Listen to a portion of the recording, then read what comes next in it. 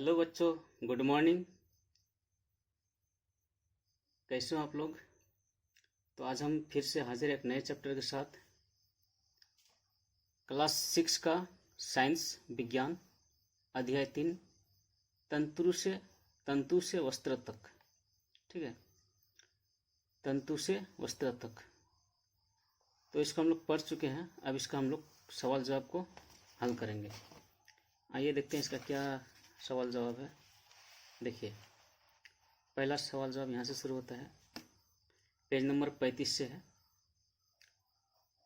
निम्नलिखित तंतुओं को प्राकृतिक तथा मानव निर्मित में वर्गीकृत कीजिए।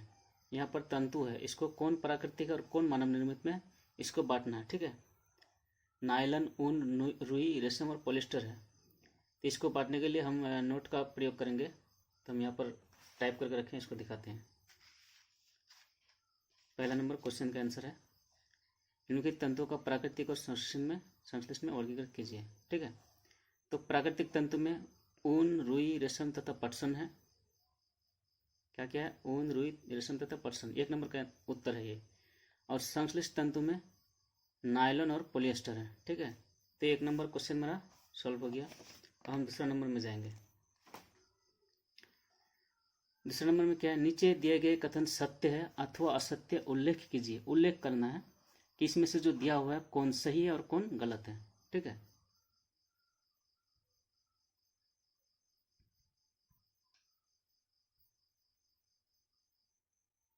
थोड़ा बड़ा कर लेते हैं। ठीक,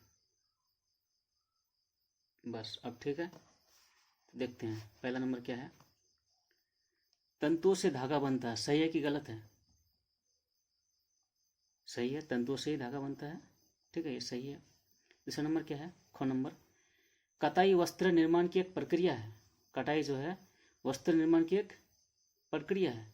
सही है, कटाई जब तक होगा नहीं तो कपड़ा बनेगा कैसे। ग नंबर क्या है? जूट नारियल का बाहरी आवरण होता है।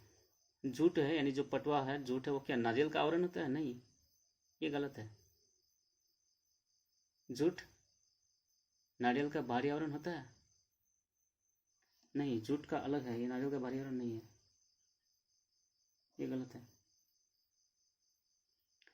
रुई से बिनोले हटाने की प्रक्रिया को ओटना कहते हैं। रुई से बिनोले हटाने की प्रक्रिया को ओटना कहते हैं, ये सही है।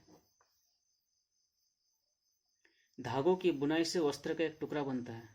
धागों की बुनाई से वस्त्र का एक टुकड़ा बनता है, सही बात है। धागों की जब बुनाई करेंगे तो कपड़ा बनेगा, चाहे छोटा हो या बड़ा हो। उसके बाद है, रेशम तंतु किसी पादप के तने से प्राप्त होता है।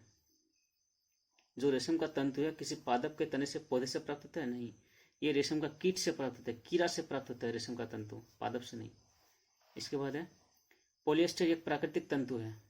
ये भी गलत है। पॉलिएस्टर प्राकृतिक नहीं है, कृत्रिम है, यह मानव निर्मित तंत्र है। ठीक है, अब इसके बाद आते हैं हम लोग खाली जगह में। खाली जगह क्या है? डैश और डैश से पादप तंतु प्राप्त किए जाते हैं। पादप तंतु किससे प्राप्त होता है?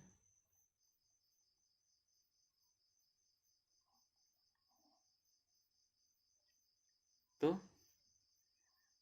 रुई और जूट, इसका क्या आंसर होगा? रुई और जूट से पादप तंतु प्राप्त किए जाते हैं। दूसरा ख नंबर में क्या है? डैश और डैश से जंतु से मिलने वाले तंतु। जंतु से मिलने वाले दो तंतु का नाम लिखना है। तो इसमें लिख सकते हो, यहाँ जगह कम है तो हम अच्छा लिख देते हैं यहीं पर। रेशम और ऊन। ऊन भी जंतु से मिलता है। ऊन किससे मिलता है? जंतु से, जानवरों से मिलता है, भेड़ से, और भी अलग अलग जानते हैं। सही विकल्प को चुनिए। अब ये सही गलत है, सही गलत को चुनना है। ठीक है, सही विकल्प को चुनिए। वैसे वस्त्र के तंतु जो पौधे एवं जंतुओं से प्राप्त होते हैं, वैसे वस्त्र के तंतु जो पौधे एवं जंतुओं से प्राप्त होते हैं क्या कहलाते हैं? पौधे और जंतु से प्राप्त होता है क्या कहलाता है? ठीक है,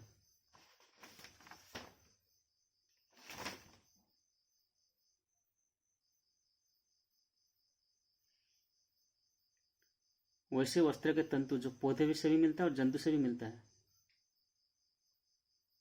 इसको क्या कहलाता है? प्राकृतिक तंतु कहलाता है। क्या कहलाता है? प्राकृतिक तंतु।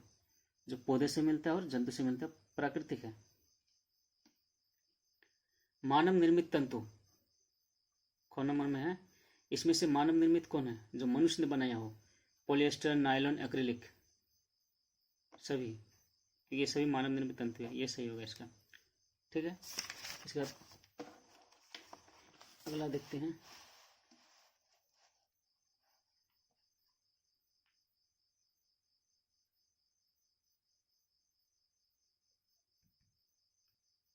तो चलिए, तीसरे नंबर क्वेश्चन है, बिहार के निम्न जिले में जूट अधिक उगाया जाता है। इन जूट की खेती सबसे ज्यादा कहाँ पर होता है? बिहार के किन जिलों में? कटिहार, मधेपुरा, सहरसा या उपयुक्त सभी में? तो इसका आंसर उपयुक्त सभी में। ये तीनों जिलों में पटुआ खूब उगाया जाता है। घ नंबर क्वेश्चन क्या है? रेशों से धागा बनाने की प्रक्रिया कहलाती है। रेशों से धागा बनाने की प्रक्रिया क्या कहलाती है? कताई, बुनाई, धुनाई या रंगाई? रेशों से धागा बनाने की प्रक्रिया को कताई कहलाता है। धागे से वस्त्र बनाने की विधियां हैं। धागे से वस्त्र बनाने की विधियां कौन सा है? बुनाई, बंधाई, बुनाई एवं बंधाई या इनमें से कोई नहीं? तो इसका सही आंसर है बुनाई एवं बंधाई। बुनाई बांध के और बुनकर दोनों तरह से बनाते हैं। इसके बाद मेरा ये बहुविकल्पिक सवाल और खाली जगह और वो सब ऑब्जेक्टिव क्वेश्चन खत्म हुआ। अब यहाँ से मेरा 5 नंबर से सवाल जवाब है, पेज नंबर 36 में है। ठीक है, ये देख लो, पेज नंबर 36 में है। सवाल जवाब है 5 नंबर से। रुई तथा जूट पादप के किन भागों से प्राप्त होते हैं? नारियल तंतु से बनने वाली 2 वस्तुओं के नाम लिखिए। 7 नंबर में क्या? तंतुओं से धागा निर्मित करने की प्रक्रिया स्पष्ट कीजिए। ये 3 क्वेश्चन है। ये 3 क्वेश्चन को हम अभी सॉल्व करेंगे। तो चलिए देखते हैं, हम इसका नोट बना के रखे हैं। ठीक है,